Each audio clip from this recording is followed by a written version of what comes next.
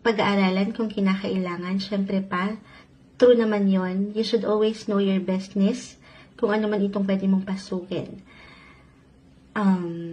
Travel, na-mention ko na, no? Maaring ito ay may kaugnayan sa iyong family, especially your siblings, kung meron kang mga kapatid, or ilang teammates pagdating sa work. North Node, dito pumapasok, ipasok natin dito yung purpose mo, yung fulfillment na meron ka, especially sa trabaho, or dito sa path, right now, sa journey na tinatakbo ng iyong buhay, yung nagbibigay diin ngayon.